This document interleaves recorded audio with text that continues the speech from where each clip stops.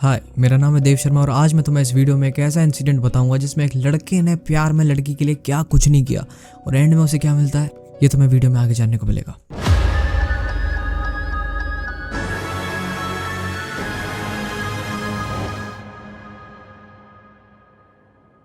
तो ये बात है दिसंबर 2020 की। मेरा एक दोस्त है अंकित, वो उस समय 11th क्लास में हुआ करता था और उसकी सेम क्लास में ही एक लड़की थी निशा। अंकित निशा को 2 साल से लाइक करता था और दोनों आपस में अच्छे फ्रेंड्स थे। निशा को कहीं ना कहीं ये बात जरूर पता थी कि अंकित निशा को लाइक करता था, बट निशा ने उसको फ्रेंड जोन कर रखा था। तो अब सीन कुछ ऐसा है, 7 दिसंबर 2020 को निशा मैसेज करती है अंकित को और बताती है कि मेरी कोई फीमेल फ्रेंड है देहरादून में जिसका कि रिसेंट में ही ब्रेकअप हुआ है और वो काफ़ी डिप्रेस और लो फील कर रही है, काफ़ी फ्रस्ट्रेटेड फील कर रही है, तो मुझे देहरादून उससे मिलने जाना है, तो क्या तुम मुझे ले चलोगे। अब अंकित तो था प्यार में, उसने बोल दिया ठीक है 9th को चलते हैं। तो फिर डिसाइड ये हुआ कि ये लोग करनाल से देहरादून स्कूटी से जाएंगे, 160 किलोमीटर स्कूटी से। अब अंकित ने अपने घर पे झूठ बोला कि वो सुबह स्कूल जाएगा और शाम को किसी का बर्थडे है तो थोड़ा लेट आ पाएगा। अब अंकित की इमेज घर में बहुत अच्छी थी तो किसी ने कोई शक भी नहीं किया। तो अब 9 दिसंबर 2020 को ये लोग सुबह 7 बजे निकलते हैं करनाल से देहरादून स्कूटी से। अब मौसम थोड़ा बारिश जैसा हो रहा था और दिसंबर की सर्दियां थी, तो इन दोनों को ठंड भी काफ़ी लग रही थी और इन दोनों को डर भी काफ़ी लग रहा था, क्योंकि 16 साल के लड़का लड़की घर में झूठ बोल के 160 किलोमीटर जा रहे हैं, वो भी बिना लाइसेंस, स्कूटी से। अब इस पॉइंट पे मैं तुम्हें एक बात बता दूं कि निशा जो है उस पर पर्सनल मोबाइल नहीं था, वो अपनी मम्मी का मोबाइल यूज़ करती थी चैटिंग वगैरह करने के लिए, तो वो मोबाइल नहीं लेके आई थी। अब निशा ने अंकित से उसका फ़ोन लिया और अपनी इंस्टा आईडी उसमें लॉगिन करी और वो पीछे बैठ के इंस्टा यूज़ कर रही थी। अब एग्जैक्ट 12:37 पे 12:37 पे ये लोग देहरादून पहुँचते हैं, तो पता चलता है अंकित को कि निशा किसी लड़के से मिलने आई है। और उस समय अंकित बिल्कुल ब्लैंक हो जाता है। वो 160 किलोमीटर स्कूटी चला के लाया ये देखने के लिए कि निशा एक लड़के से मिलने आई है। अब आप लोग ये समझ सकते हो कि ये टाइम 12:37 ये अंकित को इतना प्रिसाइजली क्यों याद था। तो अब ये तीनों, अंकित, निशा और वो लड़का जिसका नाम था अर्चित, तो अब ये तीनों अर्चित के घर जाते हैं। अर्चित के घर पर कोई नहीं होता, सिर्फ एक दीदी होती है उसकी। अब ये तीनों लोग एक रूम में जाते हैं और नॉर्मल बातें कर रहे होते हैं। तो अब अंकित को प्यास लग रही होती है, अंकित बाहर जाता है पानी पीने के लिए और जैसे ही अंकित उस रूम से बाहर निकलता है उन दोनों ने वो रूम बंद कर लिया। अब अंकित वहाँ वरांदे में अकेला खड़ा हुआ है, तभी अर्चित की एक दीदी आती है, वो उनसे पूछती है कि तुम्हें बाहर क्यों निकाल दिया। तो अंकित बोलता है पता नहीं भाई, मेरे को कुछ समझ ही नहीं आया कि मेरे को क्यों बाहर निकाल दिया। तो अब उन दीदी ने अंकित के लिए नीचे ज़मीन पर एक मैट बिछा दिया था और फिर वो चली गई। अब अंकित उस मैट पर लेटा हुआ है और उसने जैसे ही अपना मोबाइल निकाला उसने देखा कि उसके मोबाइल में निशा ने अपनी इंस्टा आईडी लॉगिन कर रखी थी। अब जैसे ही उसने अर्चित और निशा की चैट्स पढ़ी, ये चीज़ उसको बिल्कुल क्लियर हो चुकी थी कि अर्चित और निशा रिलेशनशिप में, और अभी से ही नहीं, ये लोग 1.5 साल से रिलेशनशिप में। अब अंकित तो बस यही सोच रहा था कि निशा तो उससे बहुत अच्छे से बात करती थी, निशा ने कभी ऐसा फील ही नहीं होने दिया कि वो किसी और के साथ रिलेशनशिप में है। अब अंकित को इतना ज़्यादा गुस्सा आ रहा था, अंकित ने सोचा कि यार मैं तो बस पकड़ के यहाँ से चला जाता हूँ करनाल वापस, ये यहाँ पर फंसी रह जाएगी और कुछ नहीं कर पाएगी।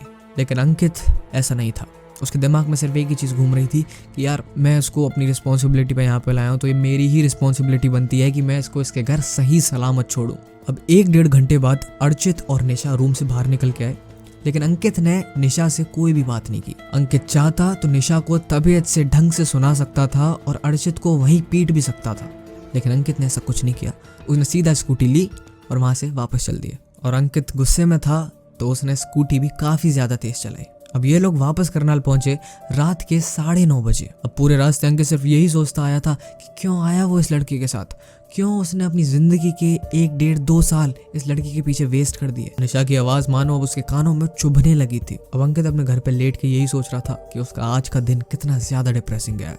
तभी वो अपना फ़ोन निकालता है और देखता है कि निशा की आईडी अभी भी उसके फ़ोन में लॉगिन है। और उस समय जब वो अर्चित और निशा की चैट्स पढ़ता है, तब वो क्या देखता है कि उन्होंने अपनी किस करते हुए की फ़ोटो आपस में शेयर कर रखी थी और वो लोग आपस में ये डिस्क्राइब कर रहे थे कि उनका आज का दिन कितना ज़्यादा अच्छा गया है। अब अंकित जैसे ही चैट्स को स्क्रॉल करता जा रहा था, उसमें लास्ट मैसेज निशा ने जो अर्चित को भेज रखा था वो था खाना खा लेना और अपना ध्यान रखना।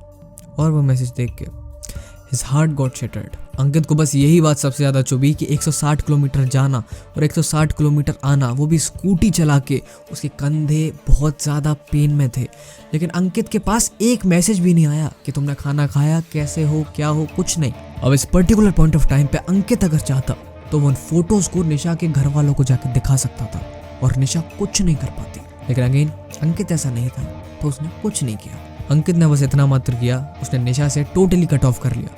उसने निशा से बात करना ही बंद कर दिया। तो अब ये इंसिडेंट वहाँ पे ख़त्म हो जाता है। इसके बाद 1 साल बीत जाता है। अब ये लोग आ जाते हैं 12th क्लास में। अब 12th क्लास में इनका फेयरवेल चल रहा था, तो फेयरवेल में दोनों आए थे, अंकित भी आया था, निशा भी आई थी। तो निशा ने अंकित से जाके वहाँ पर सॉरी भी बोल दिया। निशा अंकित का हाथ पकड़ के उसको ले जा रही थी फ़ोटोज़ वगैरह खिंचवाने के लिए, लेकिन अंकित ने अपना हाथ छुड़ाया और मना कर दिया, सॉरी। एक वो दिन था और एक आज का दिन है। ना तो अंकित निशा को किसी भी सोशल मीडिया प्लेटफॉर्म पर फॉलो करता और ना ही उस दिन के बाद अंकित ने आज तक निशा से बात की। लेकिन इस इंसिडेंट से अंकित के अंदर काफ़ी ज़्यादा पॉजिटिव चेंजेस आए। उसे ये बात अच्छे से समझ आ गई कि कोई लड़की अगर तुम्हारे से अच्छे से बात कर रही है, प्यार से बात कर रही है, तो इसका मतलब ये बिल्कुल भी नहीं है कि वो तुम में इंटरेस्टेड है। और सबसे बड़ी बात जो उसे समझ आई कि भाई तुम 16 साल के थे उस समय। 16 साल के बच्चे को सिर्फ पढ़ाई पे फोकस करना चाहिए, करियर पे फोकस करना चाहिए, लड़कीबाजी और ये सब चीज़ों में तो पढ़ना ही नहीं चाहिए। क्योंकि इन सब चीज़ों में अगर कहीं भी गलती से फंस जाते हैं ना, तो होता तो कुछ नहीं है, सिर्फ 4 लोगों के सामने तुम्हारे माँ बाप की बेइज्जती होती है। तो अगर तुम अपनी माँ बाप की बेइज्जती देख सकते हो तो वेल एंड गुड, तुम ये सब कर सकते हो। लेकिन अगर नहीं तो यार इन सब चीज़ों से बच के रहो। तो होपफुली आपको ये वीडियो पसंद आई हो, ये इंसिडेंट पसंद आया हो, तो यार शेयर करो अपने सारे दोस्तों के साथ जिनको ये चीज़ सीखनी चाहिए। उन सारे दोस्तों के साथ ये शेयर करना। तो आपकी भी अगर कोई ऐसी कहानी है तो इंस्टाग्राम लिंक मैंने डिस्क्रिप्शन में मेंशन कर रखी है, वहाँ जाके आप मुझे DM करो, मैं आपकी भी स्टोरी पे एक प्रॉपर वीडियो बनाऊंगा। Thanks for watching.